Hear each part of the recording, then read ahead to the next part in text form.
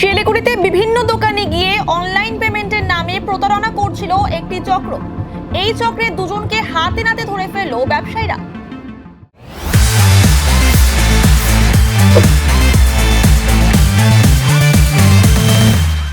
বেশ কিছুদিন ধরে শিলিগুড়ি শহরে বিভিন্ন দোকানে কয়েকজন যুবক যুবতী গিয়ে জিনিস কেনাকাটার নাম করে অনলাইন পেমেন্টের মাধ্যমে প্রতারণা করছিল ব্যবসায়ীদের।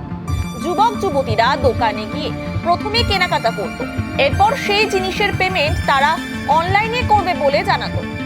সেই পেমেন্ট করার পাশাপাশি দোকানদারের কাছ থেকে আরো নগদ টাকা চাইতো তারা। সেই টাকাও অনলাইনে দিয়ে দেবে বলে জানাতো। পরবর্তীতে দোকানের কিউআর কোডটি অন্য কোথাও পাঠিয়ে পেমেন্ট হয়ে গিয়েছে বলে ছবি দেখিয়ে বেরিয়ে যেত তারা। পরে দেখা যেত যে দোকানদারের ব্যাংকের খাতায় কোনো টাকাই আসেনি। ঠিক একইভাবে আজ হাতিপাড়ায় পাকুড়তলা মোড়ের একটি লটারির দোকানে প্রতারণা করতে পৌঁছায় দুজন। পরে হাতে নাতে ধরে ফেলা হয় এক যুবক যুবতীকে। তাদের আটক করে বেঁধে রাখা হয়। খবর দেওয়া হয় পানিট্যাঙ্কি ফাঁড়ির পুলিশকে। পুলিশ পৌঁছে দুজনকে আটক করে নিয়ে যায়। গোটা ঘটনার তদন্তে পুলিশ।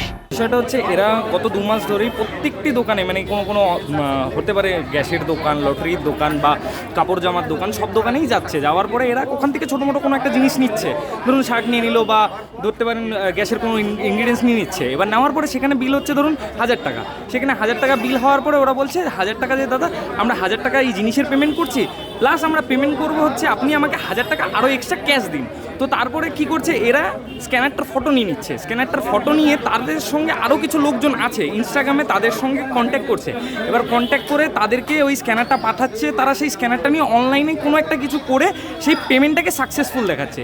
এবার অনেকই দোকান আছে যেগুলোতে হয়তো মাইক সেট আপ নেই, খালি স্ক্যানার লাগানো আছে। সেই স্ক্যানারে সাকসেসফুল দেখাচ্ছে। লোক ভেবেছে হয়তো 10-15 মিনিট বা 20 মিনিট পরে হয়তো টাকাটা রিটার্ন চলে আসবে, তাহলে কোনো অসুবিধা নেই। তো তারা তখন তাকে টাকাটা এবং জিনিস দিয়ে দিচ্ছে। সেই জিনিসটা দেওয়ার পরে যখন লোকজন জানতে পারছে যে না কোনোভাবেই কোনো কিছু নেই, কোনো টাকাও আসছে না, কোনো কিছুই না, তারপরে এইভাবে করে করে গত 2 মাস ধরে আমাদের ধরা চলছে। ফেসবুকে সবাই যারা আছেন, যত দোকানদার আছেন তারা সবাই জিনিসটাকে করেছেন। সবাই যে যার সঙ্গে কানেক্ট করে আজকে নেহাত একটা লটারির দোকানে সেম জিনিস হয়েছিল। সেম জিনিস হওয়াতে কিন্তু তাদের সচেতনতা ছিল যে না এই জিনিসটা টাকা যখন দুজন ছিল, এরা দুজন ছিল। কোনো দোকানে আবার 3 জন করছে, কোনো দোকানে 4 জন করছে। এদের একটা বড় একটা গ্রুপ আছে। আমরা এটা চাই যে পুরো গ্রুপটা সামনে আসুক, কারণ এটা মানুষের সচেতনতা হয়। আজকে আমরা হয়তো বুঝছি অনলাইনের ব্যাপারটা, আমাদের বাবা মা বয়স্ক হয়ে গেছে, তারা তো নিশ্চয়ই বুঝবে না। তাদের সঙ্গে অনলাইন ফ্রডটা হতেই পারে। তো এইভাবে যদি চলতে থাকে, একটা গরিব মানুষ কামাচ্ছে সারাদিন, হয়তো 1000 টাকা তার দোকানে কামানোই নেই, 1000 টাকা সে সারাদিনে কামায়নি, কিন্তু একে 2000 টাকা দিয়ে দিচ্ছে, সে 2000 টাকা দিয়ে দিচ্ছে। এইভাবে প্রশাসনকে তো সেটার জায়গায় কোনো একটা তো করতে হবে। কারণ প্রশাসন যদি এভাবে না আগায় বা আমরা যদি সচেতন না হই, এইভাবে যদি জিনিসটা সচেতন সবার মধ্যে না ছড়িয়ে পড়ে, তাহলে কোনো না কোনোভাবে এরা দিনের পর দিন আমাদেরকে ফ্রড করতে থাকবে। যত এই রাস্তায় অলরেডি 4-5 জন 6 জনের সঙ্গে এরকম হয়েছে। তারপরে আজকে একটা লটারির দোকানে সেম ঘটনা, 500 টাকার লটারি নেওয়া হয়েছিল। সেখানে 500 টাকার জায়গায় 1000 টাকা পেমেন্ট করেছে, বলেছে বাড়িতে অল্প অসুবিধা আছে, তুমি 1000 টাকা পেমেন্ট করো, আমি 1000 টাকা আমাকে 500 ক্যাশ দাও আর 500 টাকা আমি পেমেন্ট করছি বলে সেম সাকসেসফুল দেখিয়েছে। কিন্তু তারা ধরেছে।